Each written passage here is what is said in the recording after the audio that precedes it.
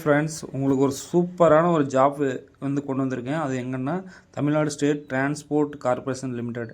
அதில் வந்து அப்ரண்டிஸுக்கான ஒரு ஜாப் வந்து எடுக்கிறாங்க. அது வந்து எவ்வளோ வேக்கன்சி வந்து கொடுக்குறாங்கன்னா 1500 ப்ளஸ் வேக்கன்சி வந்து கொடுக்குறாங்க. இதுக்கு வந்து எக்ஸாம்லாம் கிடையாது. மார்க் சீனியாரிட்டியில் தான் உங்களுக்கு வந்து ஆள் வந்து செலக்ட் பண்ணுவாங்க. டேரக்ட் செலெக்ஷன் தான். அது வந்து இன்டர்வியூக்கு ஒரு நாள் கூப்பிடுவாங்க.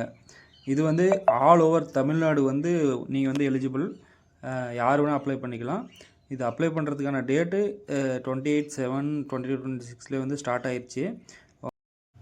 இது மாதிரி ஃப்யூச்சரில் வர ஜாப் போய் தெரிஞ்சுக்க நம்மளோட தமிழ் ஜாப் சேனலை வந்து சப்ஸ்கிரைப் பண்ணிக்கோங்க. பக்கத்தில் பெல் சிம்பிள் இருக்கும், அதையே வந்து கிளிக் பண்ணிக்கோங்க.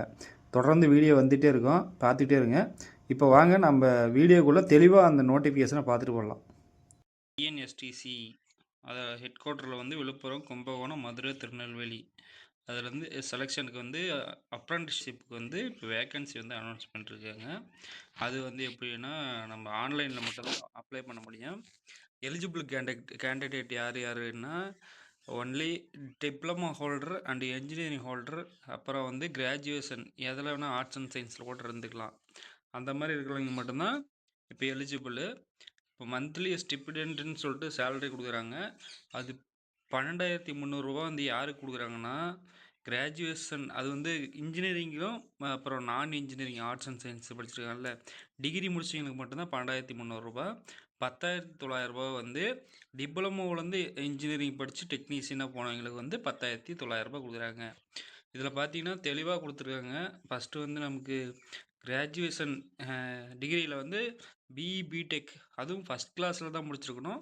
இதுக்கு வந்து எக்ஸாம் கிடையாது, ஒன்லி மார்க்கை வச்சு தான் எடுக்க போகிறாங்க. கொடுத்துருக்காங்க பாருங்கள், பிஇ பிடெக்கு ஃபஸ்ட் கிளாஸில் முடிச்சிருக்கணும். இதில் பார்த்தீங்கன்னா எந்தெந்த ஊருக்கு வந்து வேக்கன்சி இருக்குது, 457 வேக்கன்சி இருக்குது. எதுக்கு? பிஇ பிடெக் மட்டும். அதை வந்து விழுப்புரம், கும்பகோணம், சேலம், மதுரை, திருநெல்வேலி, சென்னை, தமிழ்நாடு, இது இந்த 6 டிஸ்ட்ரிக்கும் வந்து வேக்கன்சி அலாட் பண்ணியிருக்காங்க. இதே வந்து டிப்ளமோ இன் இன்ஜினியரிங் படிச்சிருந்தீங்கன்னா அதில் வந்து உங்களுக்கு விழுப்புரம், கும்பகோணம், சேலம் அதே சேம் இதில் வந்து 438 அப்ரண்டிஸ் வேக்கன்சி வந்து கொடுத்துருக்காங்க. இதுவே வந்து நீங்கள் இன்ஜினியரிங் பக்கமே போகலை, ஆர்ட்ஸ் சயின்ஸு தான் படிச்சிருக்கீங்க, காமர்ஸ்னால் உங்களுக்கும் உங்கள் வேகன்சி கொடுத்துருங்க. உங்களுக்கு வந்து அதிகமானது 623 வேக்கன்சி கொடுத்துருக்காங்க. அதில் வந்து பிஏவாக இருக்கலாம், பிஎஸ்சியாக இருக்கலாம், பிகாமாக இருக்கலாம், பிபிஏ இருக்கலாம், பிபிஎம், பிசிஏ எக்ஸட்ரா எது வேணால் இருக்கலாம். ஆனால் உங்களுக்கு வந்து இதில் ஒரு 5-6 டிஸ்ட்ரிக் கொடுத்துருக்காங்க. விழுப்புரம், கும்பகோணம், மதுரை, திருநெல்வேலி, சென்னை, தமிழ்நாடு, இந்த டிஸ்ட்ரிக் மட்டும் தான் கொடுத்துருக்காங்க உங்களுக்கு. அதுக்கப்புறம் மினிமம் எஜுகேஷன் குவாலிஃபிகேஷன் என்ன கேட்குறாங்கன்னா, ஃபஸ்ட்டு வந்து இப்போ என்ஜினியரிங் முடிச்சிருக்கீங்கன்னா பார்ட் டைமாக போயிருந்தால் வந்து எலிஜிபிள் கிடையாது. ஒன்லி ரெகுலரில் ஃபுல் டைமாக போயிருந்தால் தான், அது ஃபஸ்ட் கிளாஸில் இருக்கணும், அவங்க மட்டும் தான் எலிஜிபிள். நம்ம டிப்ளமோவில் பார்த்தீங்கன்னாலும் அதேமாரி தான் சொல்கிறாங்க.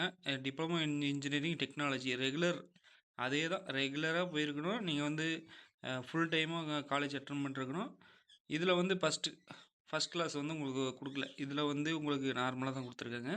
இதே வந்து நான் இன்ஜினியரிங் ஆர்ட்ஸ் அண்ட் சயின்ஸில் இருக்கீங்கன்னா உங்களுக்கு வந்து பார்த்தீங்கன்னா BA, BSc, BCom, BBA, BE, BM, BCA, இதுலேயே வந்து நீங்கள் வந்து ரெகுலரில் ஃபுல் டைம் போயிருக்கணும்.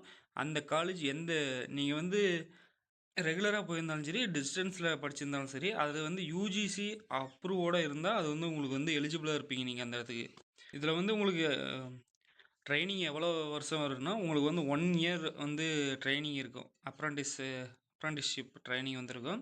அதே வந்து இதுக்கு முன்னாடி நீங்கள் ஆல்ரெடி இந்த மாதிரி ட்ரைனிங் வந்து அட்டன் பண்ணியிருக்கீங்க, அப்படி இல்லை இப்போ வந்து இப்போ வந்து ட்ரைனிங் போயிட்டுருக்கு, நீங்கள் வந்து அப்ளை பண்ணலாமான்னு கேட்டால் அப்ளை பண்ண முடியாது. நீங்கள் வந்து நாட் எலிஜிபிள். அதுக்கு ஒரு அமெண்ட்மெண்ட்டே இருக்குது 1973. அதனால் வந்து நீங்கள் வந்து நாட் எலிஜிபிள்னு சொல்லிட்டாங்க. இதில் வந்து செலெக்ஷன் ப்ரொசீஜர் வந்து எப்படி இருக்குதுன்னு பார்த்தீங்கன்னா, ஃபஸ்ட்டு வந்து உங்களை வந்து மார்க் சீனியாரிட்டியில் தான் இது வந்து எடுப்பாங்க. அதனால் ஆன்லைன் அப்ளிகேஷன் டேட்டா வச்சு ஃபஸ்ட்டு வந்து ஒரு ஷார்ட் லிஸ்ட்டு பண்ணுவாங்க கேண்டிடேட்ஸை. அடுத்ததாக வந்து உங்களோட மார்க்கோட பர்சன்டேஜை வச்சு வந்து ஷார்ட் லிஸ்ட் பண்ணுவாங்க. அதுக்கப்புறம் தான் பார்த்தீங்கன்னா வந்து உங்களுக்கு வந்து உங்களோட ரிஜிஸ்டர் இமெயில் ஐடி, இதுக்கு தான் வந்து நீங்கள் தெளிவாக இமெயில் ஐடி வந்து கரெக்டாக கொடுத்துடணும். உங்களோட ரிஜிஸ்டர் இமெயில் ஐடிக்கு தான் வந்து அவங்க டிஎன்எஸ்டிசிலேருந்து உங்களுக்கு வந்து மெயில் போடுவாங்க, இந்த மாதிரி வாங்க அப்படின்னு சொல்லிட்டு. நீங்கள் வந்து எங்கே போகணுன்னா திருச்சி ரீஜியன் ஆஃபீஸுக்கு தான் போகணும், வெரிஃபிகேஷன் சர்டிஃபிகேட் வெரிஃபிகேஷனுக்கு. உங்களுக்கு ஆன்லைன் அப்ளிகேஷன் என்னைக்கு ஸ்டார்ட் ஆகுதுன்னா, நேற்றிலேருந்து 28/7/2026 அன்னையிலேருந்து ஸ்டார்ட் ஆயிடுச்சு. லாஸ்ட் டேட் அப்ளை வந்து ஒரு மாதம் கொடுத்துருக்காங்க, 28/8/2026. டிக்ளரேஷன் ஷார்ட் லிஸ்ட் பண்ணுறது வந்து செகண்ட் வீக் ஆஃப் செப்டம்பர் 2026 அன்னைக்கு வந்து உங்களுக்கு ஷார்ட் லிஸ்ட் பண்ணுறாங்க. அதே verification of certificates for shortlist candidate. உங்களுக்கு வந்து இது எக்ஸாம் இல்லாதனால உங்களை வந்து சர்டிஃபிகேட் வெரிஃபிகேஷன் வந்து உங்களை ஷார்ட் லிஸ்ட் பண்ணுறது வந்து 4th வீக் ஆஃப் செப்டம்பர் 2026 பண்ணிடுறாங்க.